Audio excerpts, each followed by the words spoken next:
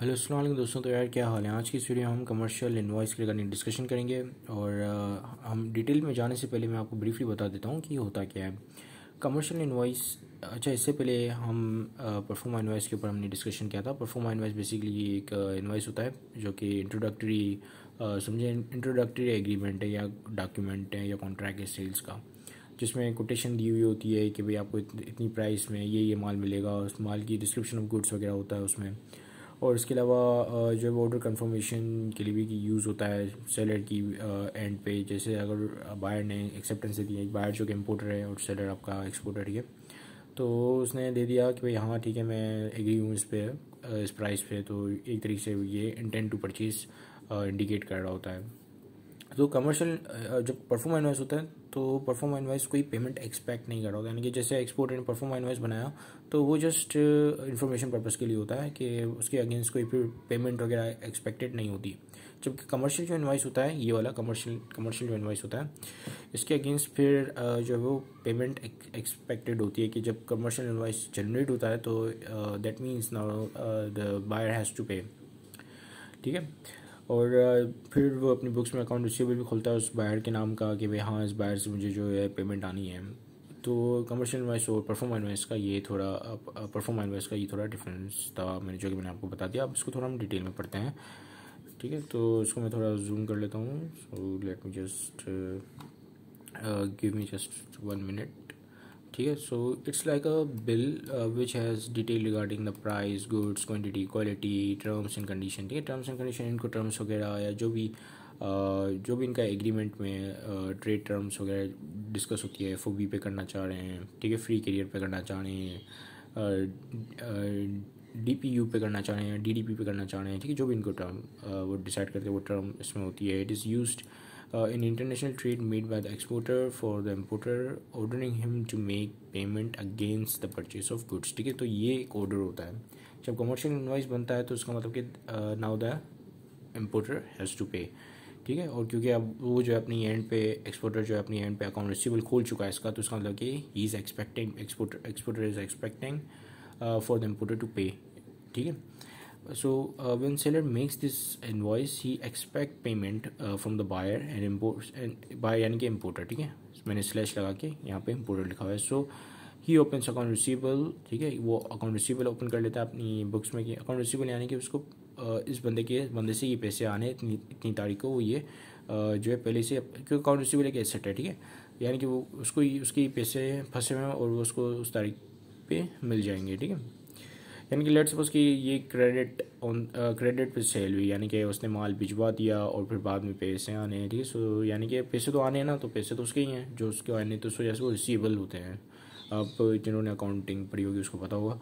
ठीक है, in this the buyer in the buyer's name. ठीक है, वो अकाउंट रिसीवेबल होता है बायर के नाम पे। ठीक है, so this document is also required by the customer लिखा हुआ गलती से, यहाँ पे कस्टम्स आना चाहिए था, for the determination of taxes and duty such. अब इस डॉक्यूमेंट का जो मेन पर्पस होता है कस्टम्स क्लियरेंस वालों के लिए वो ये होता है कि वो डिक्लेयर करते हैं कि जो इम्पोर्टर है उससे कितना टैक्स लेना है, यानी कि उसने कितने का माल मंगाया, कितने की पेमेंट की, अब टैक्स कितना हमने जो है वो उसके ऊपर इम्पोज करना है, कलेक्ट करना है।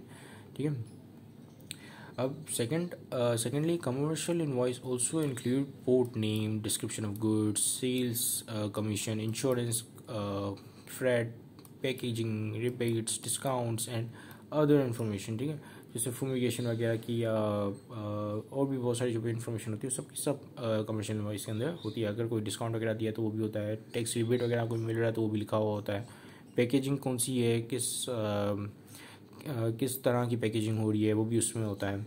लेकिन ज़रूरी नहीं है कि सारी चीज़ें हों। ठीक है, हो सकता है डिस्क्रिप्शन गुड्स हो, सेल्स कमीशन वगैरह लिखा हो, इंश्योरेंस ना लिखी हो, डिबेट्स के बारे में ना लिखा हो, डिस्काउंट अगर नहीं दे रहा एक्सपोर्टर तो हो सकता है उसमें ना हो। ठीक है, मतलब हो सकता है नहीं, मतलब नहीं होगा। ठीक है, उसमें जाहिर सी बात है डिस्काउंट दिया नहीं तो क्यों होगा। तो ये तमाम चीज़ें जो है वो कमर्शियल इनवॉइस देता है। अब यहाँ पे हमारे पास एक कमर्शियल इनवॉइस का सैम्पल है जो कि इंटरनेट से मैंने कहीं से डाउनलोड किया था, तो उसको थोड़ा हम गो थ्रू कर लेते हैं ताकि हम चीज़ें जो है वो थोड़ी ज़्यादा क्लियर हो जाएंगी। ठीक है, अब देखें यहाँ पे शिपर यानी कि जो एक्सपोर्टर होता है उसको हम शिपर बोलते हैं, उसकी डिटेल्स यहाँ पे आपके पास नज़र आ जाएंगी। ठीक है, शिपर जो कि यूनाइटेड स्टेट का है, कैलिफोर्निया, और उसका जो भी कॉन्ट्रैक्ट इन्फॉर्मेशन है वो भी यहाँ पे है। कंसाइनी यानी कि जिसको कंसाइनमेंट जाना है, ठीक है, कंसाइनमेंट यानी कि माल, ठीक है, माल जिसको जाना है, यानी कि इम्पोर्टर, आपको जाहिर सी बात है इम्पोर्टर को जाता है माल, तो इम्पोर्टर की सारी डिटेल्स जो है यहाँ पे मेंशन्ड है। इसके अलावा फॉरवर्डिंग एजेंट कौन है, यानी कि जो कि शिपिंग कंपनी है, ठीक है, उसकी इन्फॉर्मेशन वगैरह है, शिपिंग कंपनी की एड्रेस वगैरह, उसका फ़ोन नंबर, ठीक है, और डी फ्रेड्स जो कि शिपिंग कंपनी है। इसके अलावा आपके पास यहाँ पे country of origin of goods, यानी कि कौन सी कंट्री के अंदर जो गुड्स हैं वो प्रोड्यूस हुए हैं, कौन फाइनल डेस्टिनेशन यानी कि कौन सी कंट्री के अंदर इंपोर्ट होके जा रहे हैं, और यहाँ पे आपके पास मेथड लिखा हुआ है, सी के थ्रू जा रहे हैं, ठीक है, टाइप ऑफ शिपमेंट कौन सी है, और यहाँ पे आपके पास पोर्ट ऑफ लोडिंग और पोर्ट ऑफ डिस्चार्ज भी है, ठीक है। पोर्ट ऑफ लोडिंग कौन सा है, लॉन्ग बीच कैलिफोर्निया, और port of discharge Sydney Australia, ठीक है। फाइनल डेस्टिनेशन ऑस्ट्रेलिया, और इनको टर्म्स भी लिखी हुई है जो कि FOB यानी कि free on board Long Beach, ठीक है। बेसिकली इनको टर्म्स के ऊपर मैं वीडियो बना चुका हूँ कि ये ट्रेड टर्म्स होती हैं कि कौन सी चीज़ कौन पे करेगा, कौन सा रिस्क कौन बेयर करेगा, ये चीज़ें होती हैं, ठीक है, इनको टर्म्स में। यानी कि जैसे इंश्योरेंस में करूँगा, फ्रेट तू पे करेगा, ठीक है, ये वाली चीज़। तो अब इनको टर्म्स के ऊपर मैं ऑलरेडी वीडियो बना चुका हूँ, तो उस पर हम मज़ीद डिटेल में नहीं डिस्कशन करेंगे, ठीक है। उसके अलावा वैल्यू कौन सी, डिक्लेयर्ड वैल्यू कौन सी है, ठीक है, इसके ऊपर कस्टम्स फिर अपनी असेसमेंट करता है और फिर टैक्सेशन वगैरह डिसाइड करता है। अब इसके अलावा और भी चीज़ें होती हैं, जैसे पैकेजिंग कौन सी है, काइंड ऑफ पैकेजिंग वगैरह, जैसे यहाँ पे लिखा हुआ है 430 कार्टन्स जा रहे हैं, ठीक है। मार्क्स कौन से शिपिंग मार्क्स होते हैं कि भाई ये गुड फ्रेजाइल है तो उस पर फ्रेजाइल का मार्क बना हुआ होगा, ये गुड्स जो है वो थोड़े हार्मफुल हैं तो उस पर वो वाला मार्क बना होगा, या आपने जो है इसको केयरफुली हैंडल करना है, या मतलब ऐसे गुड्स हैं जो कि जिनको जो है वो कोल्ड टेम्परेचर की ज़रूरत होती है तो वो वाला मार्क उस पर बना होगा, ठीक है। इसके अलावा डिस्क्रिप्शन ऑफ गुड्स में क्या लिखा है, बार स्टूल्स एंड बार टेबल्स, ठीक है, यानी कि क्या चीज़ क्या है, कौन सा गुड क्या है, ठीक है। अब गुड्स बोलेंगे तो उसमें तो करोड़ों चीज़ें आ सकती हैं, टेबल आ सकती है, सोफे आ सकते हैं, पेन पेपर पेंसिल स्टेशनरी आ सकती है, ठीक है। ग्रोस वेट क्या है उस गुड्स का, ठीक है, मेजरमेंट यूनिट क्या है उसका, ये तमाम चीज़ें इसमें होती हैं, ठीक है। अब फर्दर इसको डिस्कस नहीं करते हैं, आई थिंक हमने इसे इनफ डिस्कस कर लिया। तो दो मेन चीज़ें हैं कमर्शियल, बेसिकली इसमें आपके जो ये कमर्शियल इनवॉइस में दो मेन चीज़ें, दो मेन पर्पसेस के लिए काम होता है। क्या होता है, पेमेंट रिक्वेस्ट, ठीक है, एक्सपोर्टर ने बनाया इसको और अब वो रिक्वेस्ट कर रहा है इम्पोर्टर से कि भाई आपको ये कमर्शियल इनवॉइस रिसीव हो गया। ये बिल्कुल होटल की बिल की तरह है, आप अपने खाना खा लिया, आप पेमेंट पैसे दो, ठीक है। So it acts as exporter formal request to pay the amount. और कस्टम क्लियरेंस यहाँ पे जहाँ पे वो टैक्सेस और ड्यूटीज़ वगैरह असेसमेंट करते हैं, उसकी जो कंसाइनमेंट आया है माल बाहर से, ठीक है, कंसाइनमेंट का मतलब होता है माल जो बाहर से माल आया है, ठीक है।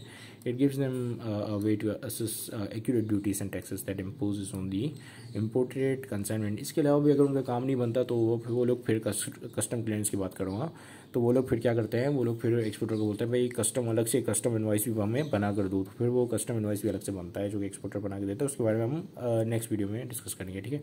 अभी के लिए इतना ही। Thank you much for watching this video, have a great day, अल्लाह हाफिज़।